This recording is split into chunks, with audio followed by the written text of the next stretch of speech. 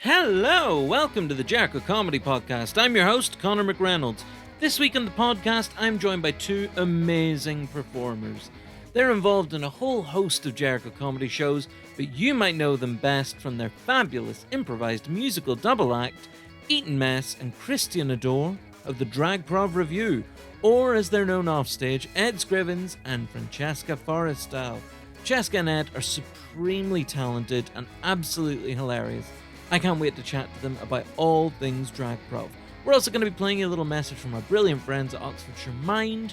But now to the main event. Here are the wonderful Ed Scrivens and Francesca Forristal, the Dragprov Revue. Ed and Cheska, the Dragprov Revue, thank you so much for joining me on the Jericho Comedy Podcast. How are you both? Oh, well, we're ruddy marvellous, thank you. Didn't sound very sure, my love. Hi. Oh, it's so lovely to hear you both. How have you guys been? Yeah, I mean, we've been. How well has anyone been, Connor? I mean, what a time. But I think we're fortunate to be getting on fairly well in this kind of moment of mystery, conflama, and confusion. I don't know how you feel, Cheska. I like to think that I'm in an episode of Years and Years that I haven't yet been aware that I've been cast in. / Darren Brown is fucking with me. Oh my god. That's a very valid theory that 2020 is just an extended Darren Brown experiment. We did to see how gullible we really could be. No, we did a gig. God, when was it, Ed? 2 nights ago? Oh, yes, it was. I thought when you were saying we did a gig, when was it? I was like, which one, Cheska? We've done many in our time, but yes, we did one 2 nights ago. We did a gig at the Phoenix Arts Club a couple of days ago, and one of the suggestions was like a horde of rabid dogs or something. Oh, no, it was that the horde of rabid dogs came into the rap that we were doing. Oh, yeah. Yeah. And then at the end of it, Ed just went, yeah, well, it does. If someone said that 2020 would end with a kind of the plague of the rabid dogs, Yeah, we'd all be like, oh, yes, of course, the rabid dog plague. And everyone would sort of like nod and just move on. Knowingly. Makes sense. Yes. I'm not surprised by anything anymore, but I don't, we live in times. We do. We do. They're ever changing. And I like to try and remind myself that all things pass and evolve. Oh, that's very true. Very nice. I think we all needed to hear that. Well, it's great. I mean, you mentioned about things changing and evolving, and that was certainly the case. Obviously, it's so great that you guys were able to get together at the Phoenix, and we're so excited that you're coming back to Oxford to perform at the Playhouse on November 7th. Yeah. I can't describe how excited That's I am for amazing. that. But before we get to the kind of the reunion and the live shows that you guys have been able to do together again, you guys did evolve and adapt, and we're doing lots of things kind of online over lockdown. How much of a creative challenge was that to do an authentically Dragprov show in such a very different format?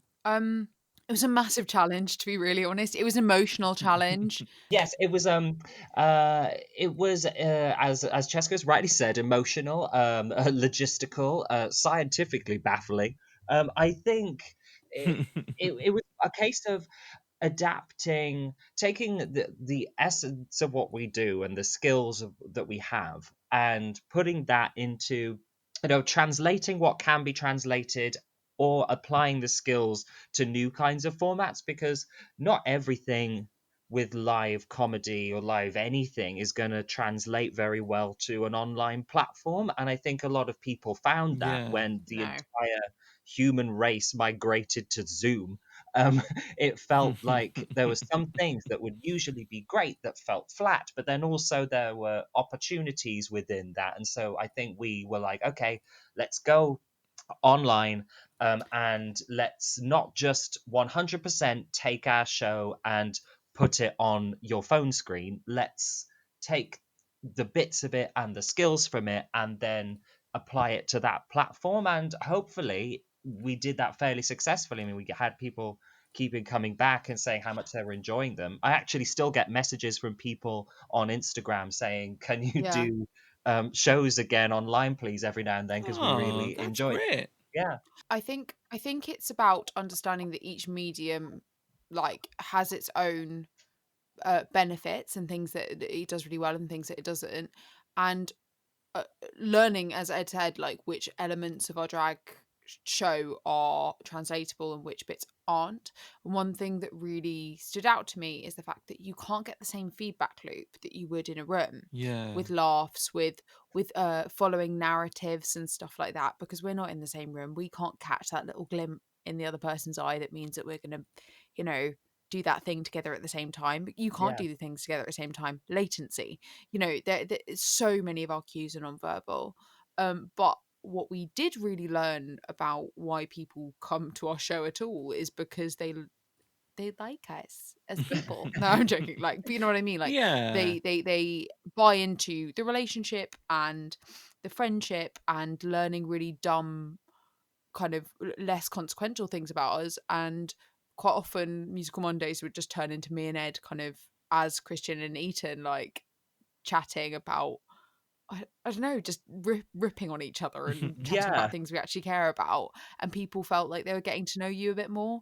And Yeah, that's kind of absolutely. why we follow influencers online and our obsession with YouTubers and people vlogging. And, Yeah. you know, you feel like you've got a mate on your phone that you kind of gain a little insight into their life. And so we kind of Mm. tapped into that a bit more. And yeah, just That's very embracing the cool. change. What were Eaton and Christian's sort of thoughts on the whole situation? Did they differ vastly from yours? Were they more pragmatic, or were they a bit more kind of catastrophical about it all? How did they differ from you I think guys?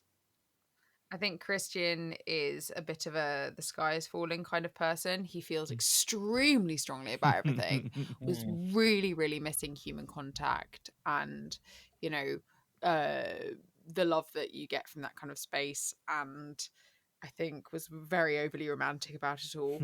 Yeah. Yeah. I think Eaton is simultaneously far more pragmatic, but then also cripplingly self-deluded. So it was kind of both a, well, it is what it is type situation, but also it really provided the framework for her kind of self-narrativized fantasies of grandeur to have absolutely no check on them whatsoever. She now doesn't actually have to confront the real world. Um, so she was just completely, I don't know, draping around like some kind of like cross between Celine Dion and Cher, maybe. I don't know.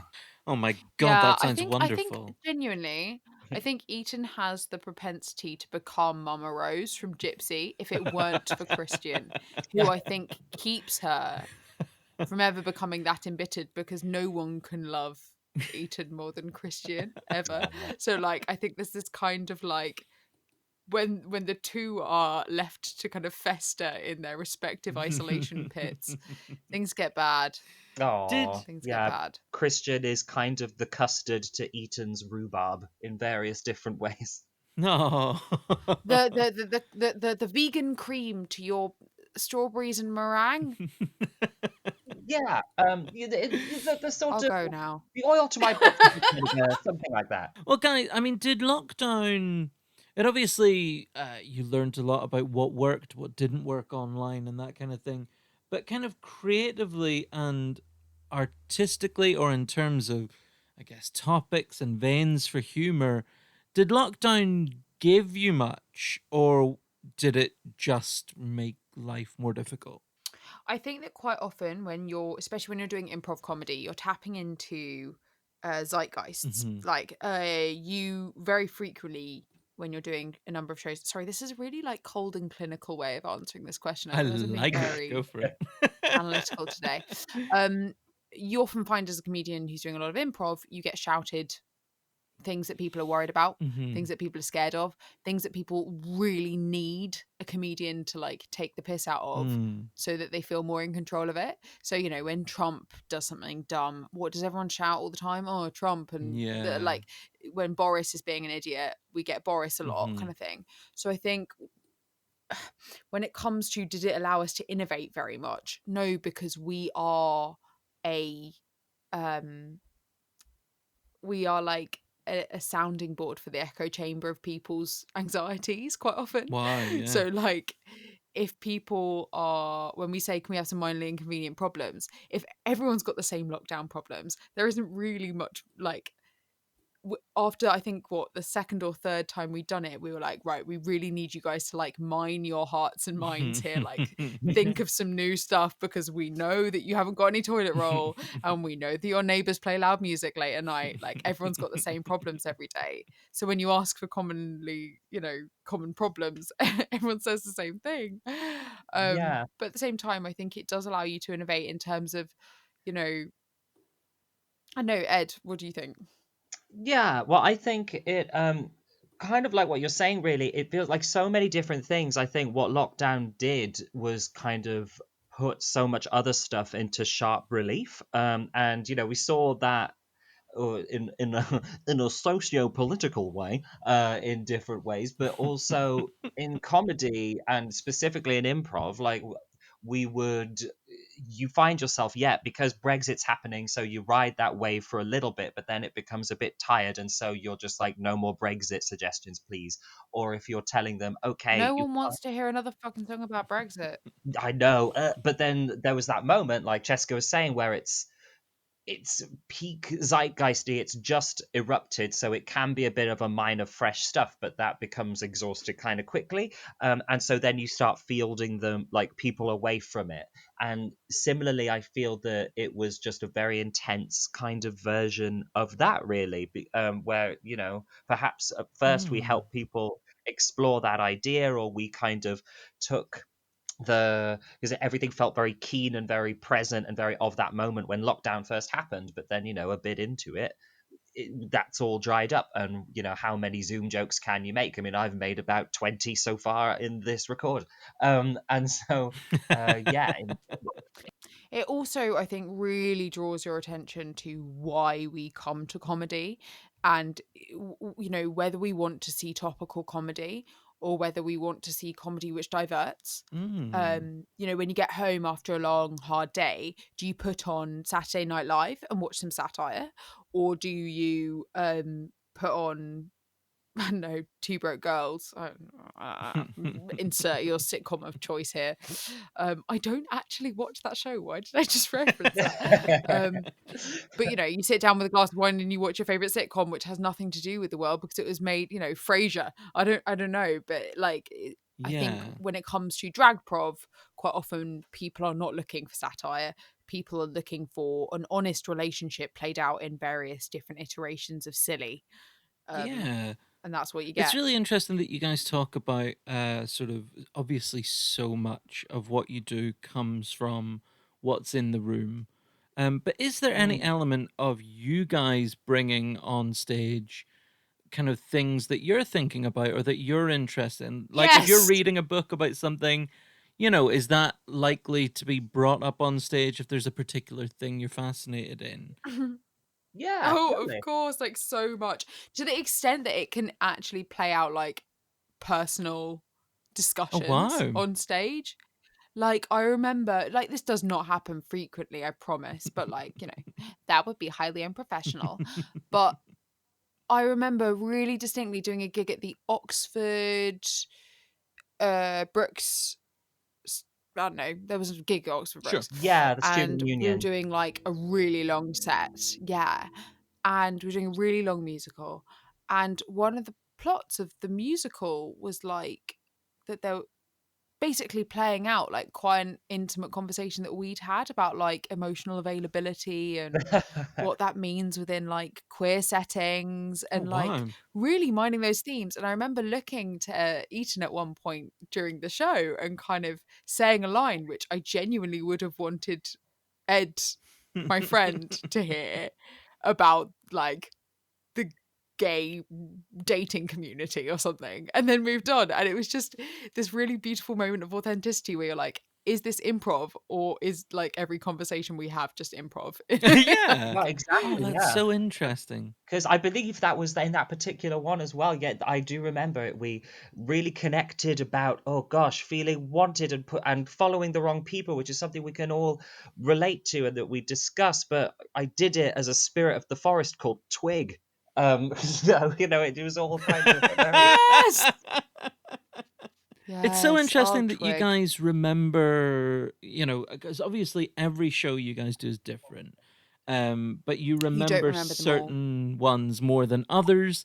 And obviously that might be because you've hit on an idea in a moment or on a night that is a really good idea that's really worthy of your time and attention. In improv, because it's Yeah. such a, I guess, disposable's a really ugly word, but it's such a unique, a one-off thing because it's different every time. But do you ever hit on an idea in improv that you kind of think, I want to revisit that and like explore that idea more, write more about that in a kind of more I detailed, more think, considered yeah. way?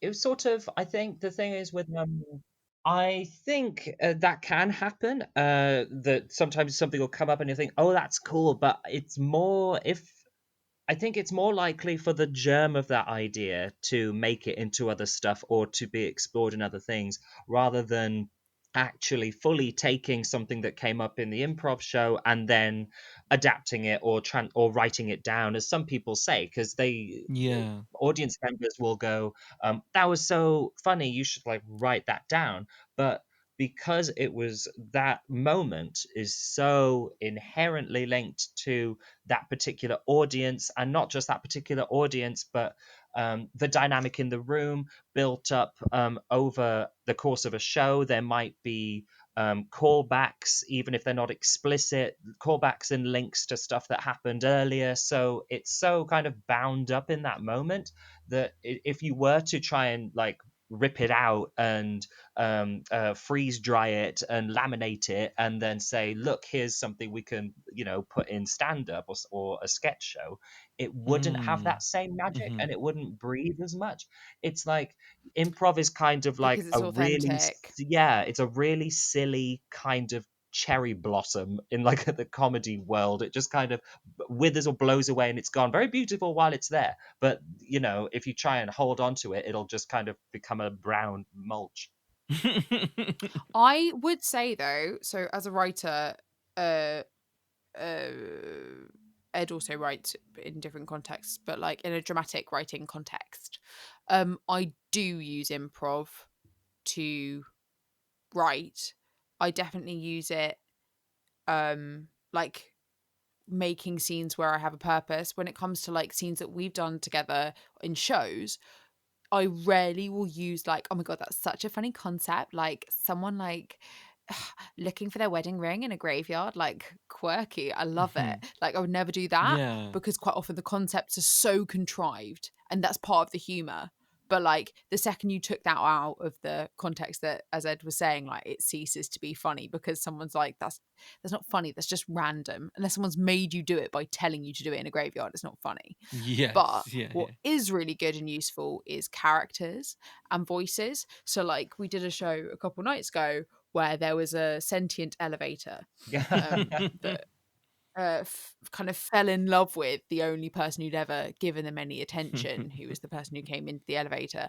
And then throughout this musical, the sentient elevator was very much a vocal presence. And the voice that was this person, like the way they spoke, the way they approached things, like their bashful kind of hopefulness, etc., is definitely a character I want to revisit and put in something. So it's like not as an elevator, as a person, as a whatever, but like finding those voices that you didn't know you had and those attitudes to life that you didn't know you had, and like stumbling upon them in a kind of perfect conflation of circumstance and action, and then being like, oh, actually that's a really original kind of person, I want to write them more. Yeah, that sounds absolutely fascinating. I mean, I realize we're sort of about 19 minutes into our conversation, and just in case anyone listening to the Jericho Comedy Podcast hasn't had the pleasure of seeing a Dragprov review show, we're hearing all these extraordinary things about characters called twigs, sentient elevators and all these wonderful things. What can you tell us, Ed, what an actual Dragprov review show looks, sounds like? What's the whole thing about? Okay, well, you enter and you first have to answer a riddle before you get in. No, you don't. You don't.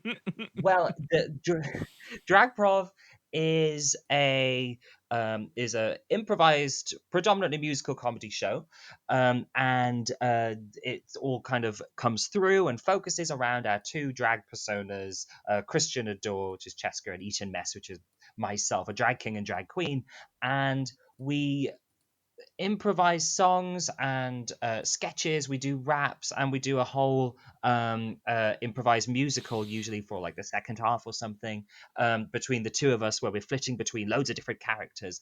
And so it's just a kind of a, a romp of japery, and a sort of celebration of I silliness. love that. And, yeah, a romp of japery, a celebration of silliness and kind of wit, but also not being so we're witty, and we love that. And we were trained via a like the Oxford Imps, the Oxford's very own improv comedy Hmm. troupe, or one of these days. And they are very known for their wordplay and their witticism, so we love that. But then we're both thespian sorts, so love characterization and kind of finding those moments of genuine connection. And so it's a kind of celebration of that. It's a kind of joyride of watching two characters in terms of Eaton and Christian, and also us as the performers through Eaton and Christian and real life friends kind of just play around and have a fun time.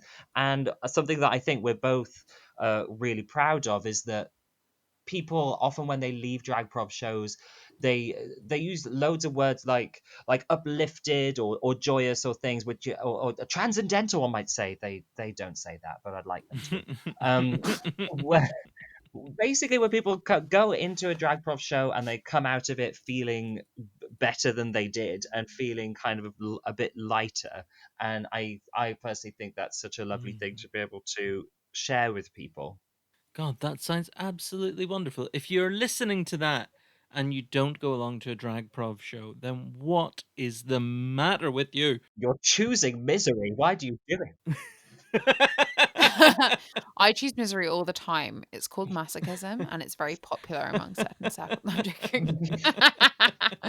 Guys, I want to Oh. ask you about the very first time you guys became Christian and Eaton. I know we've had this conversation before, back on the days when I was on radio, but I don't think many of the people listening to this episode were listening to Radio Oxford that night. So I want to ask you again, because I love hearing about this. When you guys first became Christian and Eaton and looked in the mirror, Cheska, can you remember the first time you became Eaton? Or sorry, Christian. I became Eaton. Well, no. I do. It depends. I think. Oh God, Christian has grown as a person. He's not just a costume. So the first, he's a fully fledged character. I would say I've written him as much as I've written any other character in a, in a show. Like he is more than just binding your chest and like putting on a mustache. The first time I ever did that, I can remember it was for a hot mess, which is a night in Oxford that was kind of a queer drag night. And I've been really wondering about it for a really long time, and like umming and ahhing about whether I'd do it. I think, Ed, can you remember what the first time was that me and you properly went out as us? As Christian and Eaton? I mean, I think it was maybe, in terms of we went out, it was probably because Where would you mark that? I don't know. It was because we did our first performance as Christian and Eaton was at one of these hot mess nights, and we got a slot there, and we did a sort of lip sync to it, and that was I believe both of our first time performing in drag, and we did it together. And it was maybe in the run up to that But we what? were we went, maybe would go out kind of with our costumes on or something, or try and have a play around with our persona. Yeah. But I think the crucial thing is that and this is completely different for anyone who does drag. Like for us, these characters were very much characters. They were escapes from us, and they definitely had facets of us embedded within them. Mm. But I think the first time we kind of went out as Christian and Eaton, we still were very much playing with like what it meant to like step in those characters' shoes and respond to how those characters respond to things. Mm-hmm. Mm, And so it meant that when we did our first lip sync, it wasn't a lip like it wasn't just a lip sync where we were trying to be fierce, like you might see on like RuPaul's Drag Race or something, where the aim is to kind of do the song like Shania Twain would have done the song or Mm-hmm. whatever. It like it was Christian and Eaton telling a story about their relationship and the way that they interact and their attitudes to the the story that was being played out by the music that we cut together. And I think that that's really stuck with me.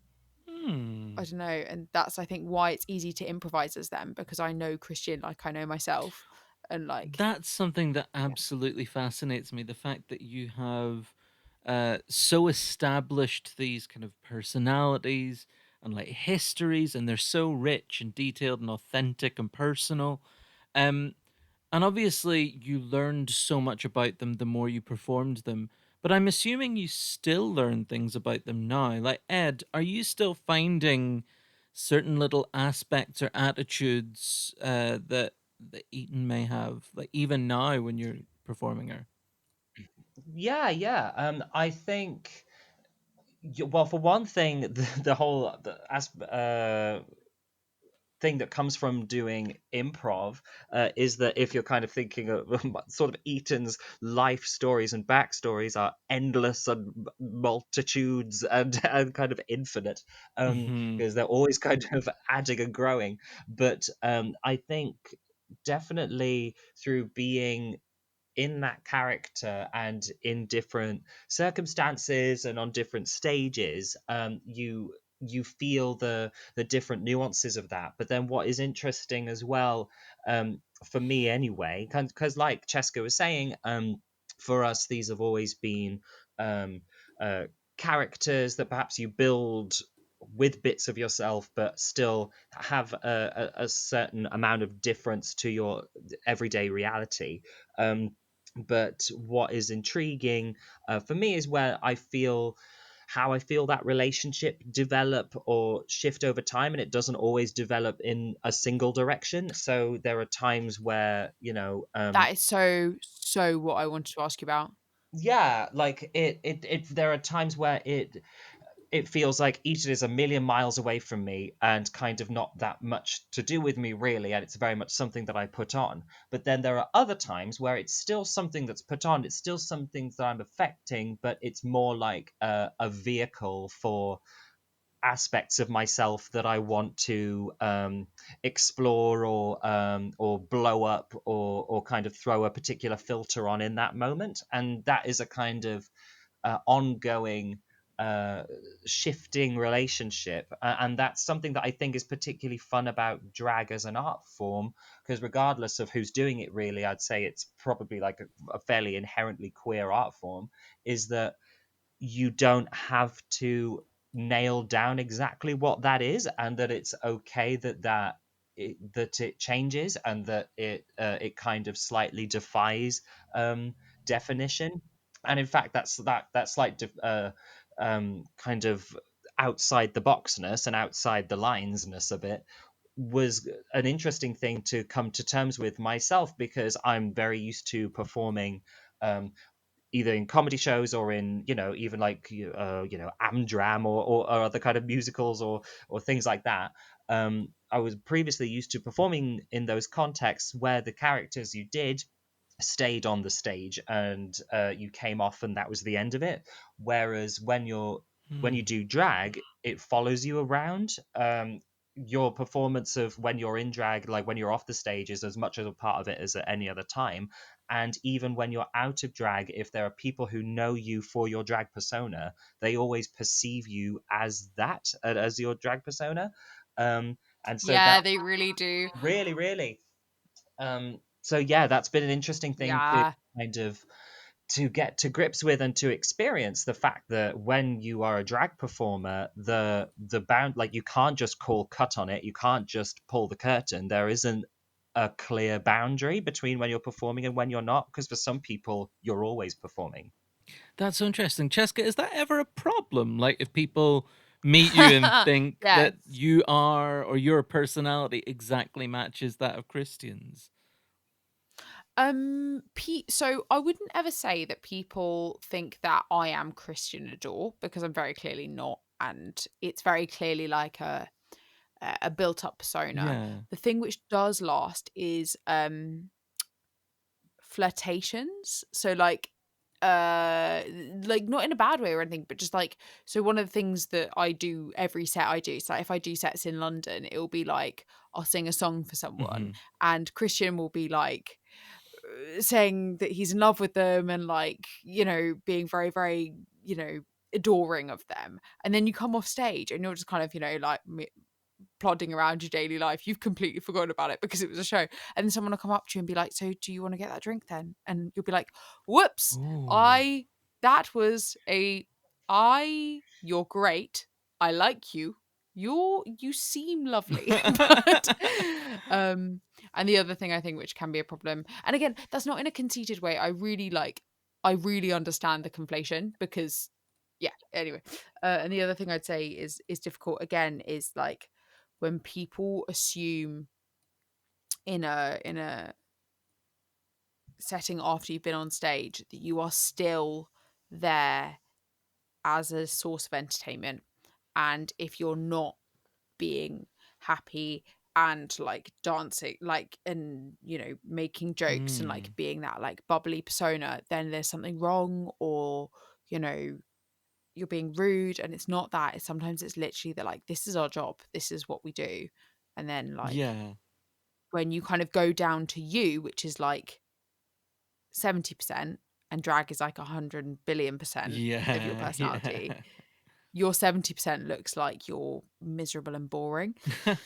That's really interesting. I mean, I had such a great time when Cheska joined me on our other lovely Jericho Comedy Podcast, The Dinner Party, and we had a really good chat about so many facets of kind of drag culture and what drag meant to you on a personal level, and how becoming Christian had kind of affected you. And Ed, I just want to sort of ask you the same, or the same kind of question, like performing as Eaton Mess, I'm assuming has helped you learn certain things about yourself and about your own attitudes and kind of how you see the world through, I guess, through two sets of eyes.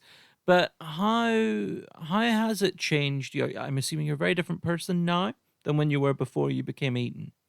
Yeah, definitely. Well, kind of coming to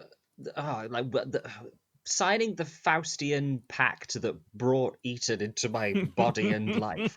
Um, it was it's been a very fulfilling and wonderful thing. But like you say, definitely broaden my mind and open my eyes in various directions.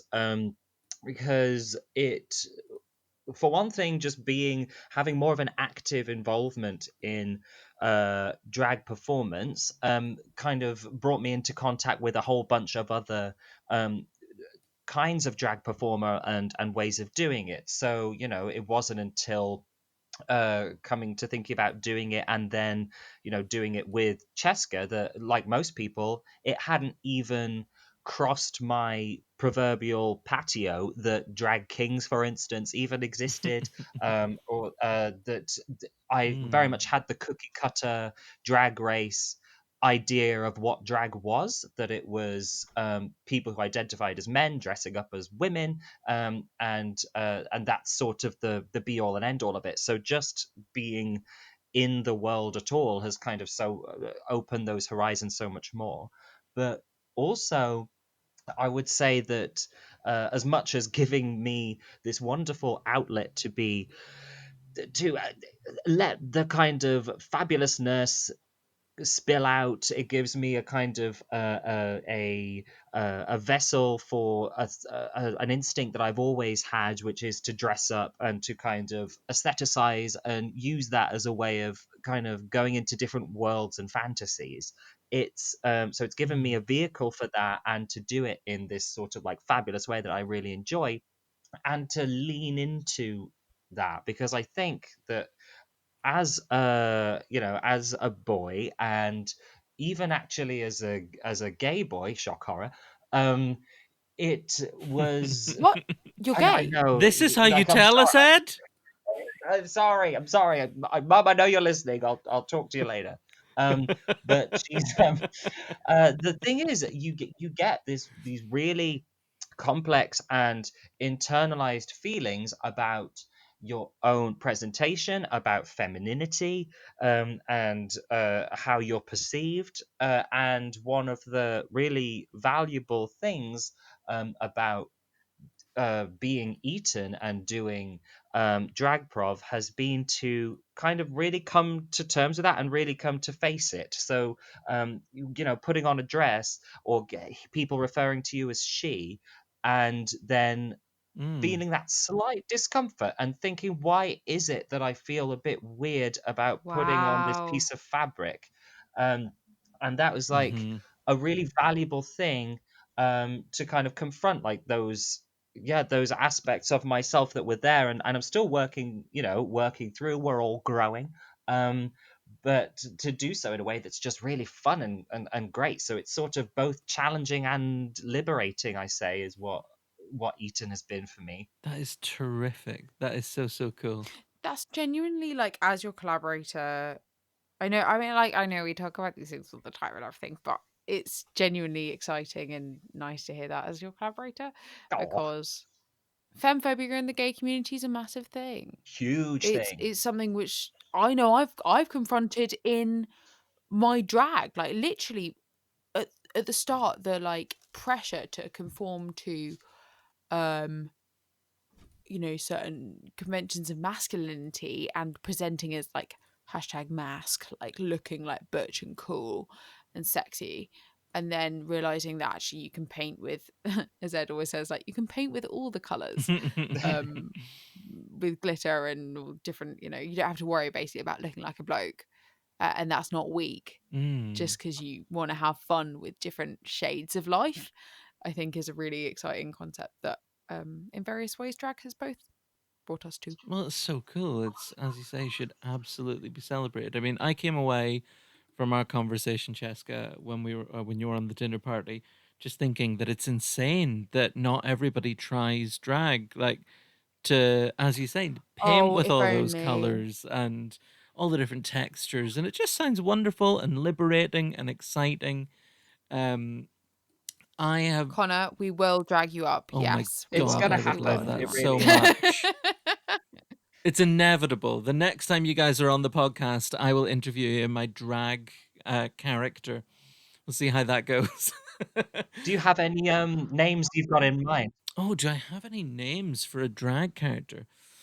Slash, what would you want your drag character to be like if you made Oh one? my What word. kind of person would they be? Like, who would excite you to become?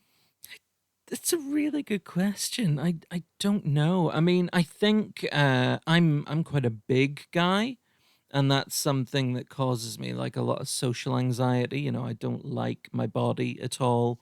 Your swerves are You beautiful. stop, you charmer. But I would like to become a character.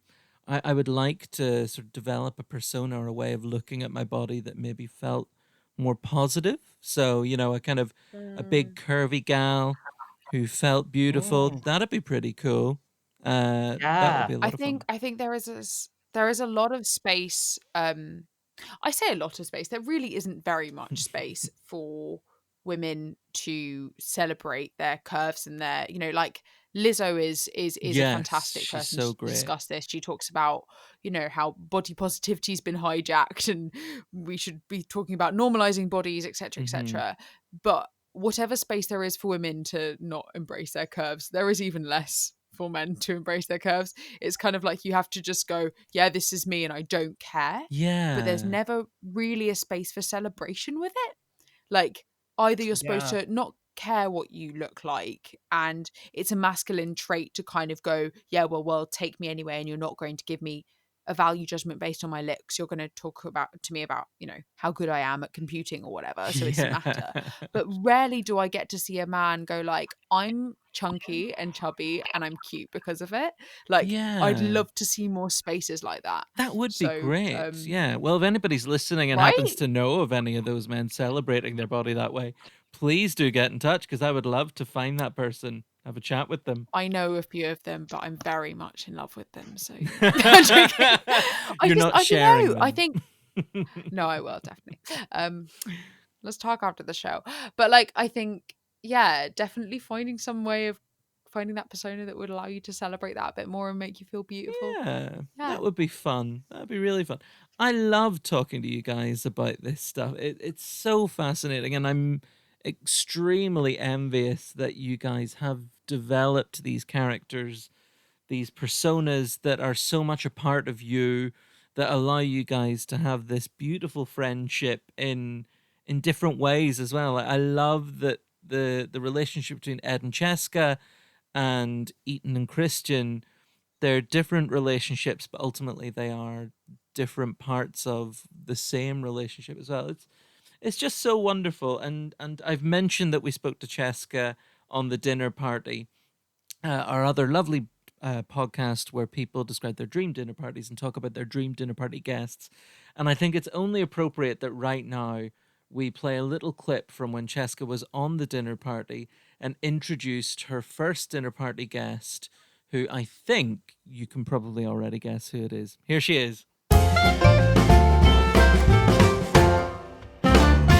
Well, speaking of your guests, your first guest, we spoke earlier about your life on stage as Christian Adore, so it's perhaps no surprise that your first guest at your dream dinner party is your comedy partner in crime, the fabulous Eaton Messe. Yes. I fear that no dinner party is complete without an Eaton Messe. And she is wonderful. And she's just effervescent. She's witty. She can put people down if they're misbehaving, and the people on this list will misbehave. So I need someone else to help me with just sheer crowd control, really. I think, and yes. she's the love of my life. So, And we must be clear at this stage that you're inviting Eaton Messe, not Ed, who I understand is an absolute nightmare at dinner parties. Yeah, he is.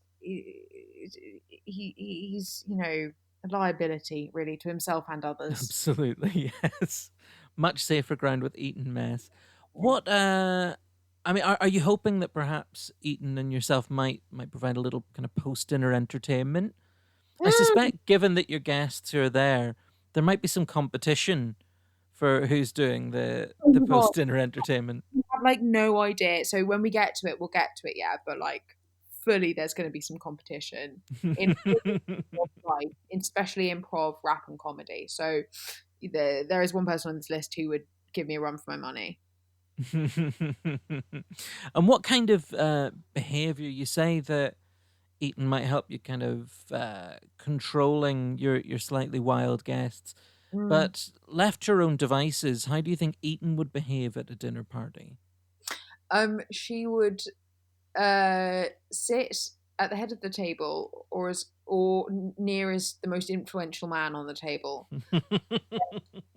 to drink and eat everything that was available to her, and then demand more.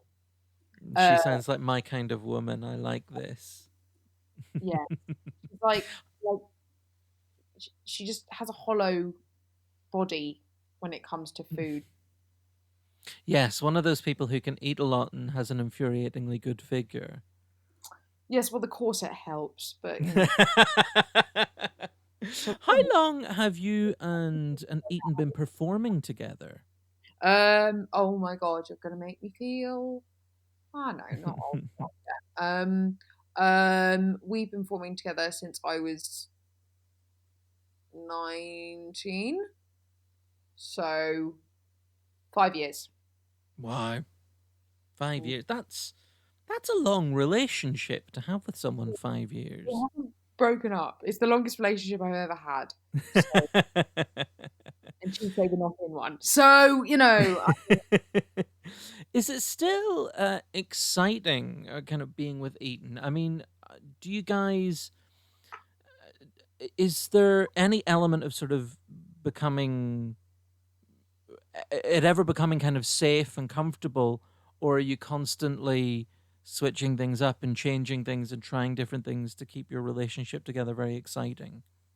I think artistically, at the moment, I could cry actually. The lack of performing with Eaton at the moment is really taking its toll, because I spend my entire life doing creative things. My entire livelihood, my paycheck, my rent, everything is generating material for stage, for screen, whatever.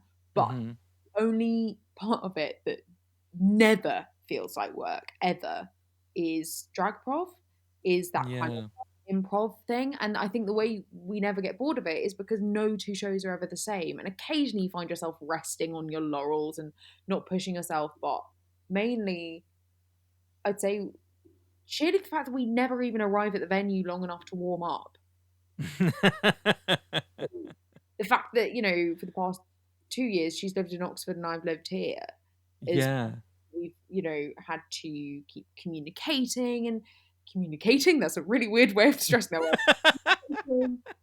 Etc. Yeah, you've got to keep shaking it up. But I think the sheer fact that neither of us like planning anything ever, we arrive at a gig and go, right, what are we doing? Like, that alone is pretty on our toes. That is very exciting, and that is certainly one way to keep things very fresh. Eaton Messe, a terrific first guest to kickstart your dinner party. Ed, Jessica, I know I promised you a fun time in the Jericho Comedy Podcast, but I'm afraid I neglected to mention the pressure cooker that is pressing questions. This part of the podcast is not fun. What follows is a series of challenging, difficult, often unpleasant questions. And all I want from you are some candid, honest answers. Can you do that for us? Yes, I can, to the best of my ability. Excellent. Ed, are you on board? Absolutely. Okay. Well, let's give this a go. Let's start with Ed. Ed, have you ever shoplifted? You know what? I actually haven't, which makes me feel so vanilla. I'm so vanilla in so many ways.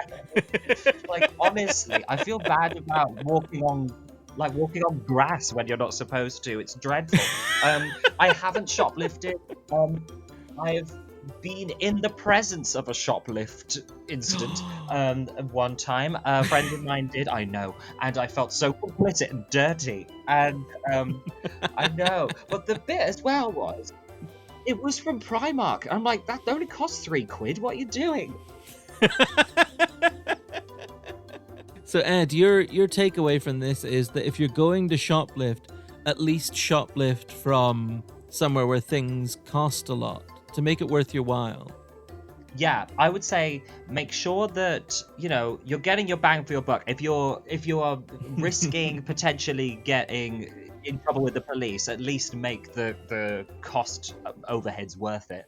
But then also, I would say if you're going to shoplift, do it from, I don't know, some kind of large, evil, international, or even just cross one nation conglomerate. Let's not do it from tiny, poor, bespoke businesses. But, if it's a big, awful corporation, then why not? Yeah, go for it. We'll add a list of recommended retailers into the episode description that you should steal from. Your Apples, your Googles. Yeah. We'll add, in fact, what we'll do is we'll make a Google map and put pins in every shop that we actively encourage you to thieve from. That's great. Jessica, here's a question for you. What is your go-to karaoke song? So I have really mixed relationship with karaoke. Oh. I've hosted it quite a lot, both in Oxford and in Soho, and I really think I think it's a beautiful art form, because you see people who would never normally break into song with this kind of sincerity, often directed at a loved one or a lover, that is truly what music is all about. However, I, being the vain bitch that I am absolutely terrified that someone's gonna like that I'm not gonna do myself justice, and there is nothing more sad and tragic than someone trying to sing good karaoke, because I can guarantee you now, folks, there is no such thing. If you think you are that person that's good at karaoke because you sing it really well and you know the song really well, you're wrong. It's not. It just looks earnest. Pick that song that you want to belt from the bottom of your heart. So for that reason and that reason only, which was enough thinking time for me to come up with my ideal. See, this is where the improv comes in. Good, the anticipation is killing me here. It's Take Me or Leave Me, to be sung exclusively with Ed, whatever karaoke bar. And it's because me and Ed singing that together is quite a spectacle and has happened on a number of occasions, and can be done sincerely and with vim and sassery. Well, all we can hope is that on Instagram a video of this appears sooner rather than later, because give the people what they want. It's gonna happen. Ed, what I want to know from you right now is, when is my birthday? Oh, your birthday is on February the 30th, the lesser known day, and it's traditionally celebrated in remote villages of Scandinavia, but has also been known to be marked in regions of Equatorial Guinea. Finally, someone who truly knows me. Thank you, Ed. That is, of course, the correct answer. February 30th, get your cards bought. Cheska, I would like to know, Yes. is there anything that Serene McKellen can't do? Lay an egg. Lay an egg? Or hold me. Oh, hold you. Now, Because, how? Do you mean at the moment? Okay, so at the moment it's a purely practical right thing. now, can he hold me? Oh, Boy, I wish he could, but no, he can't. That is true. I mean, I guess he could break, all the government He rules. could, but then he wouldn't be the Ian that I know and love. That's true. McKellen respects lockdown too damn much. He does. Yeah, he does, because he respects. He may not respect, the the NHS. age restriction that one should play Hamlet at, but by God. Oh, don't get me bloody started. I think I whacked Lyrical about you in the last time we did this podcast. I was like, by the way, do you know that he's playing Hamlet? Like, what the hell? How old's Ophelia going to be? How old is his mum going to be? It doesn't make any sense. What's she, like 150? It doesn't make any sense. But that aside, I love that this is like the hill you are dying on. Yes, what a very specific hill to die on. That there's nothing McKellen can't do except hold me, lay an egg, and play Hamlet with any degree of legitimacy. yes. I was just thinking about hills, dying on hills, and how he was one of my favourite King Lears. And when he died, well, not died, but when his daughter died. Anyway, moving on. All right, well, Ed, what I need to know from you now is, have you got a hangover cure? Oh, yes. My hangover cure is to eat plenty it's going to be a cult related. Yeah, exactly. It's gonna be it has to do with demons. No, it actually is to do with eating salty fried snacks.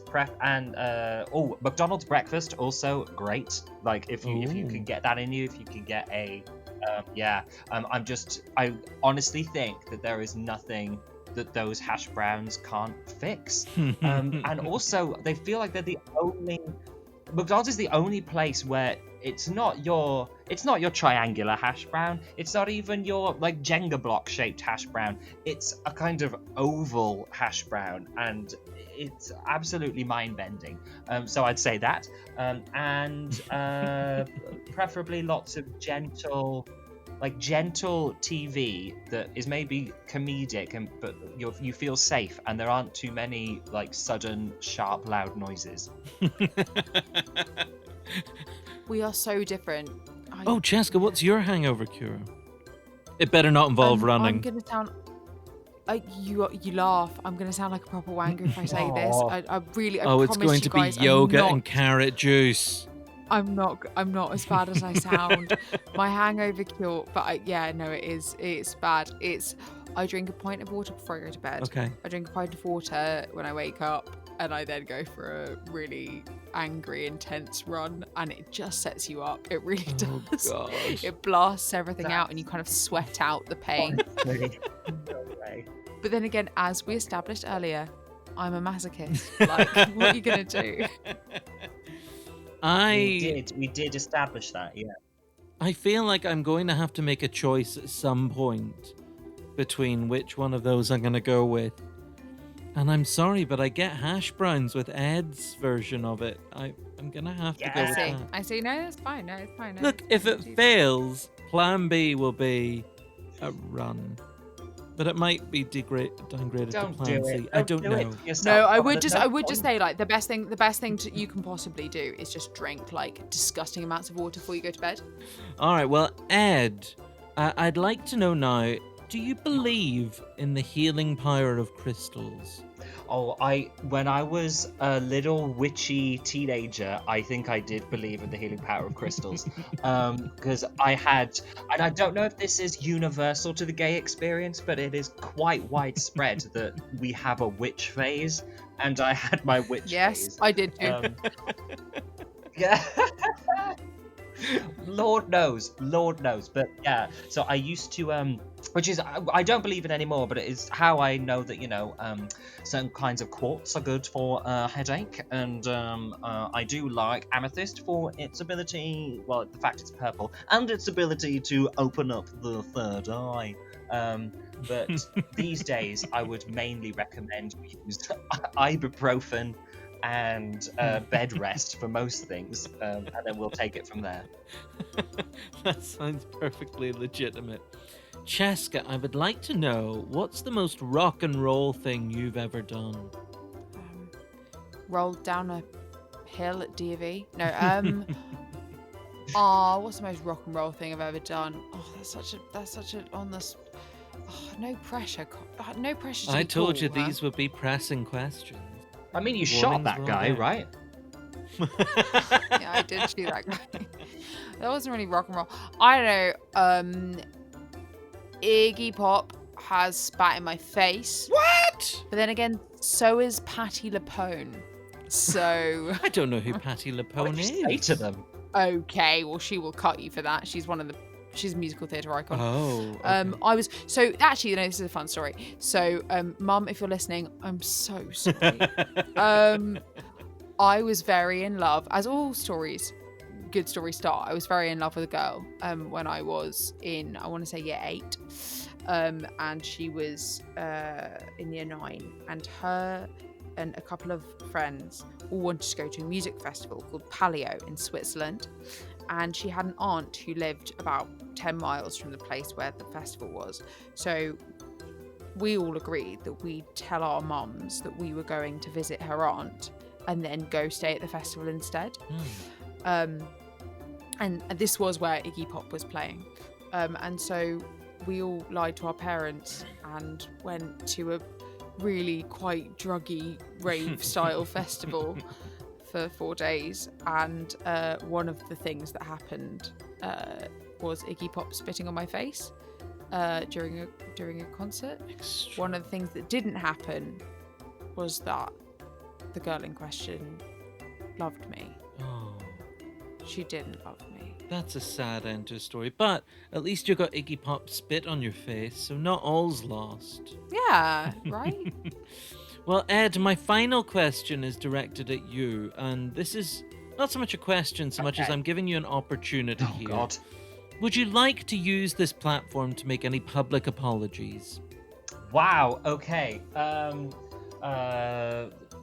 First of all, I'm going to apologise to the entire population of the West Midlands for mostly ditching the accent. I think you'll understand and would do the same if you could. I'm joking. I would like to apologise to the state of Denmark for pointing out that there is something rotten in it when Ian McKellen played the Prince. And that's all I can do for legal reasons at this point. That sounds absolutely legitimate. Cheska, I know you never do anything wrong, but on the slight off chance that I missed something, is there anything you would like to apologise for? I would like to apologise for nothing. Yeah! I don't apologise for anything. I am who I am. I don't need apologies. They don't apply to me right now. Nah, seriously. That was an I early am sorry draft for of making the my song. French teacher cry. An early draft of the song, but did I catch a whiff of making a French teacher cry? No, that's the only thing I really look back on and I'm like, why did I do Was that? this That was just a dick because move. of very poor kind of ability in French? Or No, I'm actually very good at French. It was wow, that was like the perfectionist in me, like that really just reared its ugly head there. That was like no, I did very well. Thank you. I revised very hard. No, in all seriousness, I was just a little shit at school, I think, and just spoke. I had no concept of when too much speaking was too much speaking. oh yeah. Oh, I was there as well. Anyway, there we go. Well, coming up next, Cheska and Ed, or Christian, Eaton, whoever's available really, are going to be helping some of our listeners with their problems in a special Dragony Ant segment. First, though, have a little listen to a message from our wonderful charity partner, Oxfordshire Mind. Oxford Safe Haven is open on a Friday, Saturday, Sunday and Monday evening from 6pm till 10pm. The phones are open from 5 and the last booking is at 9pm. To refer yourself to Oxford Safe Haven, just give us a call on 01865 903037. I'm Conor McReynolds, you're you, and I'm joined by the wonderful Francesca Forristal and Ed Scrivens, also known as the Dragprov Revue. Now, guys, Ed, Cheska, I've loved chatting to you, but for this next segment, you're not really needed. Would it be possible to have a chat with a certain Christian Adore and Eaton Messe? We'll see what we can do. Let me just give him a little ring. You just go fetch those guys. Eaton! Get in here! What?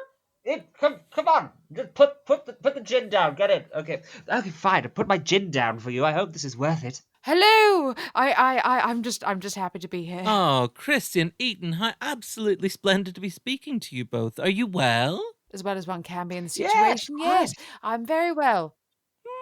Marvellous. I have some wine and a book, and all is good. Oh, that is splendid. Well, I'm so glad to hear you guys are well, because occasionally here on the Jericho Comedy Podcast, we get contacted by some of our listeners who maybe aren't doing so well. And I can't think of two better rounded, more well-adjusted people than you two to help them through some of their problems. So would you guys be willing to take part in a special Dragony Ant segment? Oh, absolutely. I will help in any way I can. Oh, that is splendid. I will do it because I've been cornered by social convention. Eaton, you're willing to help out only because it would be too awkward not to. Well, Eaton, let's get started. We've received a message here. I died as a boy and became a friendly ghost somewhere between 100 and 200 years ago. However, in 1995, I met a young woman and fell in love with her. At a Halloween party at our shared home, I was temporarily turned back into a living, breathing boy for only long enough to share a dance and a kiss with the girl I loved. Do you think it was responsible or kind to do this? I can't decide whether it was a good thing that I had to experience one last moment among the living, or whether in fact it was unfair to give me a sneak peek of a world to which I can never belong again. That's from Casper in Maine. Wow. Wow, that is a... So can I that is can I quite just the, clean up some... Oh, sorry, yes, Christian, I believe you have a question. Let me just clean up something here. So, sorry, I haven't taken these kind of oral exams for a very long time. So you died, then came back, but only for enough to fall in love with to kind of exchange. Were you in love with this person? Did they know you were in love with them before you exchanged that kiss, etc.? My understanding from the additional material that Casper texted in was that a young girl who looked astonishingly like Christina Ricci moved into a home that young Casper used to live in. But now, from what I understand from context, I believe he's haunting the house. But he seems like a very friendly ghost to me. So yeah, he seems to have been given this moment back as a living, breathing boy, had a kiss, but then he was deprived of life. Was it consensual? Oh, well, that is left to one side. Casper doesn't mention this. I see. Well, I think all in all, it's not about for me. Romance is not about a lengthy trajectory. It's not a case of succeeding or failing in relationships. You have fun in the time that you have together, and that you're a little electric spark in each other's life for those moments, and then you carry on. So perhaps it's not so bad that he can't follow through this relationship. It might have turned sour. Perhaps it's a good thing that it can only be kind of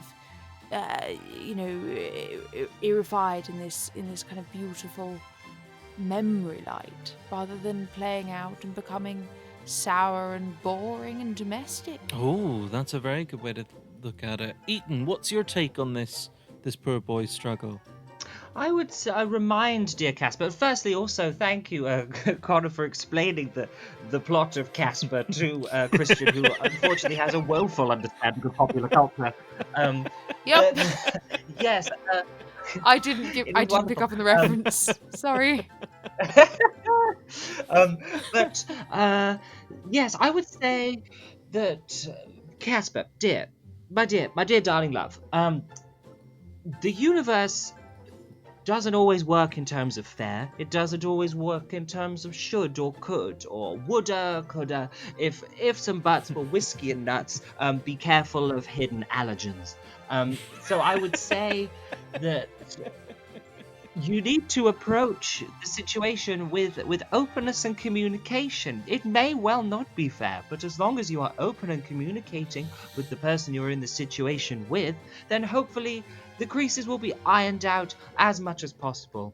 And let's put it this way, Casper, if she does end up just walking off and leaving and moving away, at least, because you have now returned to being a ghost, you won't have to witness her slowly grow old and die before your eyes. That sounds horrifically traumatizing to me. Absolutely, yeah. Well, Casper, if you're listening, as I know you do listen to every episode of the Jericho Comedy Podcast, I hope that's helped you come to terms with what happened to you in 1995. Is this really a movie? Yes. Is this really something that's happened? Because I need to clarify. That sounds like a bloody horrible plot. What is it? Bittersweet? What is it supposed to be? Bittersweet? Leave you with some kind of sense of ill-ease? Casper the Friendly Ghost is a very old cartoon and then in the 1990s there was a slew of making movies out of nostalgic properties like the Flintstones or the Addams Family, and it was part of that. So I believe it was meant to be a little bit family friendly, bittersweet, but understandably now, perhaps with hindsight, like many things of that time, it does reek slightly of existential horror. I mean, I guess what I would also add to that is that any similarities with fictional characters is purely coincidental. These are real messages we've received from Jericho Comedy fans. Of course. So I don't know, maybe this was the Casper the Friendly Ghost or just a Casper the Friendly Ghost. It's not my place to say. We have received another message. Lady M has tweeted at us. My husband has gone on something of a murderous streak recently in the efforts to secure the throne for himself on the advice of 3 old women he met on a hill. I get the sense he's losing his nerve, though. How should I convince him to keep killing so that I can have the lifestyle I so deserve? That's a tough one. Christian, what's your take on that? I'd say cook him a nice meal, give him a blowjob, and he'll probably do it. Sound advice. Eaton? Oh, no. Is that your shared advice? Well, I'd probably have slightly different methods. I would personally suggest. I just want to know the story of those 3 magical.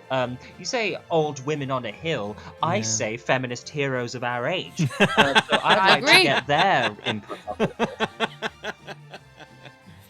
I'm afraid Lady M hasn't been forthcoming, and I couldn't speculate with any degree of accuracy which 3 old women on a hill Lady M's husband met, but perhaps you know more of kind of old woman on hill culture, if you want to fill me in. Well, I am very much of that culture, yes.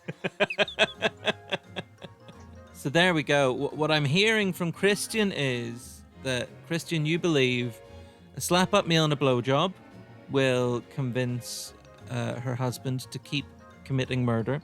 Entirely, yes. And Eaton, any other advice on how Lady M can keep having the lifestyle she feels she deserves? I think it's about managing your expectations and really finding the throne within yourself. That is perfect. Perfect advice. So Lady M, over to you. You can go with a slap-up meal and a blowjob, or you got to search for the Queen of Scotland inside yourself. Everyone has a queen inside themselves. Our final message comes in from, it's actually a very beautifully typed letter from Jessica in Cabot Cove. She says, I'm an author, but I never find the time to write these days owing to having to solve an unusual amount of murders in my area. You'd think the police could handle it, yet it always seems to fall on me to solve the crimes, which really eats into my writing time. There have also been some suggestions that I am, in fact, the serial killer who's committing a series of grisly murders simply to inspire my own writing. How do you stop baseless rumours from spreading? Eaton, what's your take on this? Well, now look, we've all had vicious rumours spread about us. It was once suggested that I am in fact some kind of creature that dwells at the bottom of a lagoon, dragging passing sailors to their deaths. That was never proven, never disproven, but never proven, which is important. So I would say to Jessica, did you say? I believe that she could really do with a PR spin. Has she considered setting up a Twitter at which she could fire off random angry replies to people online who are talking about her? That sounds like a very good way to tackle these rumours from spreading head on. Christian, what's your experience with stopping baseless rumours from spreading? Well, you know, as the old adage goes, I believe it was Shakespeare, haters go and hate. You know, it happens. Did you do it? Does it matter? We live in a post-truth society now, and it's not so much, as some of our great world leaders have proved time and time again, I do believe it's not so much what you do or what others say about you, but the way in which you respond to said rumours. Denial, very popular. Rather effective. Distraction, a kind of look over there style affair can also work. Equally, hiring a kind of, you know, harem of Twitter bots to tweet out controversial / alternative versions of events can be very effective, because then that one voice, which is you know, spreading the hate, is going to be drowned in a kind of siege of other voices equally spreading fallacious and probably confusing data about your person. Fantastic. Well, Jessica, I know you're listening. I hope that has helped. And so ends our very special Dragony Ant segment. I hear the two of you will be joining us in Oxford at the Oxford Playhouse on November 7th. Could you tell us a little bit more about that, please? Yes, I can. So, genuinely very excited about this gig. It's on, obviously at the Playhouse. It's if you'd have told me that we'd be doing a gig at the Playhouse, 5 years ago, I would have said, "Pff, no, I'm an Oxford fresher. The Playhouse is for real, big real shows with real shows, big things, the big shows." I would have said, "Get out And of my now we're lagoon, passing sailor, before I drown you." and we are now doing that, and it feels both surreal and extremely, extremely exciting. So we will be taking to the really rather massive stage, doing an improvised musical. It's what we do best. We will be taking some suggestions from the audience. We'll be serenading some audience members based on things that they tell us. We'll be making up some raps. We'll be joking around, as Christian and Eaton are wont to do, and making up a Broadway worthy yet Oxford Playhouse bound musical for your delight and delectation. Yes, lovely, delicious, and beautiful. Well, Eaton, Christian, I absolutely cannot wait to see you on stage in Oxford on November 7th. Thank you both so much, and I would appreciate it very much if you would pass on my thanks to Ed and Cheska as well for a wonderful You can't conversation. cancel it. But you guys are the real stars. In fact, I retract my thanks to Ed and Cheska. You just keep them all for yourselves. You are right to do that. Thank you both so much, and I hope to speak to you on the Jericho podcast again soon. Thank you. Thank you. Goodbye. Well, there we go. The absolutely fabulous quartet of Christian and Eaton, Cheska and Ed. They're so great. You got to check them out on all the socials. We'll add links to those accounts into the episode description for you. Obviously, during our chat, we were getting very excited for the upcoming Dragprov show on November 7th, but with the latest lockdown measures being announced, things have obviously changed. The lockdown means that upcoming Jericho shows have had to be cancelled. We've been really delighted to be back running shows regularly again since July, and we've done it always in a safe, compliant way. Our acts have been brilliant, our audiences have been fantastic, and our venue partners have gone above and beyond to allow us to do what we do in the safest, most comfortable way. We've obviously got to take a bit of a step back from live shows for the next few weeks, but as soon as we can do our shows again in comfort and safety, we will let you know. The best thing to do is to keep an eye on the Jericho Comedy Twitter account or sign up to our mailing list on jerichocomedy.com. Thanks for all your support, and we hope to be back on stage in front of live audiences again sooner rather than later. Make sure you're taking care of yourselves, be kind to one another, stay safe, have lots of fun. I'll be back next week chatting to another wonderful Jericho comedy performer, but until then, thank you so much for listening, and bye-bye.